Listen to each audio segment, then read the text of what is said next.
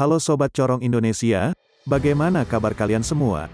Semoga penonton setia Corong selalu dalam keadaan sehat ya. Berbicara tentang Laut China Selatan nih Sob, LCS acap kali disebut sebagai salah satu kawasan yang cukup panas lantaran perebutan wilayah antar negara termasuk Indonesia. Bahkan wilayah ini dijadikan sebagai gelar otot militer bagi negara-negara kuasa. Tak lain dan tak bukan, China lah yang menjadi lakon utama di sini. Entah mengapa setelah sempoyongan mabuk virus 19, China jadi suka mencari masalah. Apa karena gerah dengan sebab musabab 19 atau mau uji nyali kekuatan militernya? Bahkan belum lama ini sempat terjadi ketegangan Malaysia dengan China karena alasan pelanggaran wilayah udara Malaysia. Sebenarnya bukan hanya Malaysia saja yang direcoki oleh negara tersebut. Salah satu negara yang diganggu adalah Indonesia, karena China juga pernah beberapa kali ketahuan nyelonong di wilayah laut Indonesia. Salah satu halaman yang diperebutkan itu adalah perairan Natuna yang notabene adalah pagar terluar teritori Indonesia, dan juga sebagai rumah bagi daerah penangkapan ikan tradisional Indonesia. Pada saat itulah, kawasan tersebut menjadi pusat ketegangan antara China dan Indonesia. Sahabat sekalian, kelakuan China yang meresahkan ini juga pernah diperingatkan oleh mantan diplomat Singapura Konsore Mahbubani. Beliau mengatakan bahwa belum ada negara anggota yang menyatakan keinginan untuk bergabung dengan kelompok negara dengan AS, Jepang, India dan Australia untuk melawan pengaruh China di kawasan itu. Tetapi untuk mempertahankan status quo saat ini, China perlu berhati-hati dalam masalah dari kedaulatan atas Kepulauan Natuna di bagian selatan Laut Cina Selatan. Dengan kata lain, Mahbubani memberikan pernyataan keras pada China untuk jangan macam-macam pada Indonesia. Sobat sekalian, jadi sudah sepantasnya kita bangga ya, karena militer kita tidak dianggap ampas oleh negara seberang. Oke, mari kita flashback sebentar ya ketika China merecoki Laut Natuna. Di mana China telah mengklaim bahwa perairan di sekitar Kepulauan Natuna adalah daerah penangkapan ikan tradisionalnya. Ia juga menyatakan kesediaannya untuk menyelesaikan perbedaan melalui negosiasi bilateral. Nah, menurut para ahli, China menargetkan perairan di sekitar Kepulauan Natuna Indonesia dengan alasan, wilayah ini tumpang tindih dengan apa yang disebut zona ekonomi eksklusif dari Kepulauan Truong Sa, Vietnam yang diduduki China.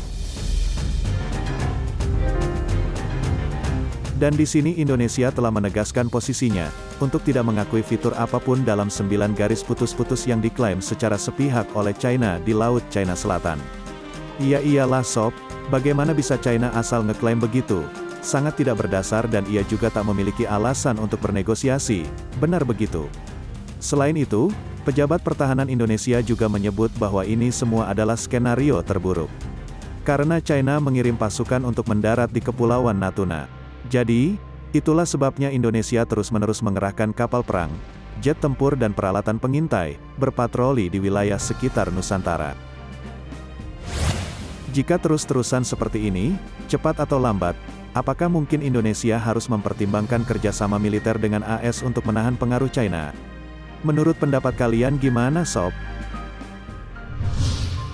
Sahabat sekalian, militer Indonesia sejatinya tidaklah lemah seperti yang digambarkan dan diceritakan beberapa kalangan. TNI selama ini selalu menampilkan posisi low profile demi menjaga stabilitas kawasan dan peran sejarah era konfrontasi. Dengan semangat tak mau tampil high profile, saat ini kekuatan TNI tidak bisa dipandang sebelah mata. Bahkan, sebenarnya Beijing pun tak akan berani mengacak-acak negara kita. Bukan hanya soal militer namun pengaruh politik Indonesia di Asia Tenggara juga sangatlah kuat. Jadi imbang ya Sob, militer oke, politiknya pun oke.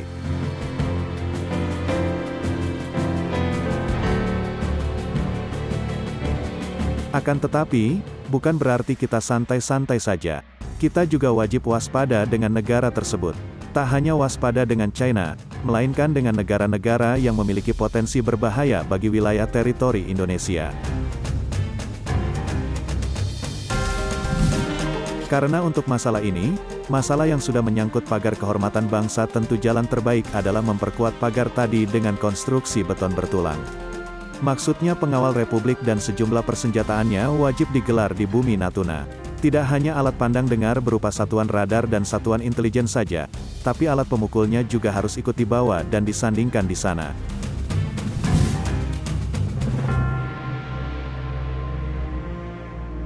Atau jika perlu, menghadirkan sejumlah KRI Striking Force.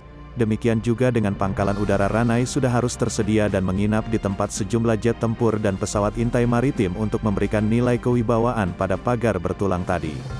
Wah Min, seperti perang saja ya. Ya tak masalah sob, kehadiran satuan tempur TNI di Natuna justru untuk menjaga agar tidak terjadi konflik sekaligus menjaga kehormatan dan kedaulatan teritori Indonesia.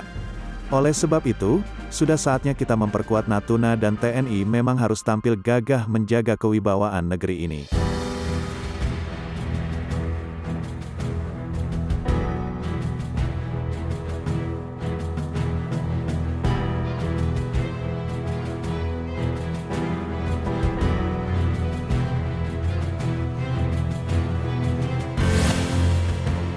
Jadi bagaimana menurut pandangan kalian terkait hal ini? Atau koreksi admin jika terjadi kesalahan. Oke, sekian video hari ini.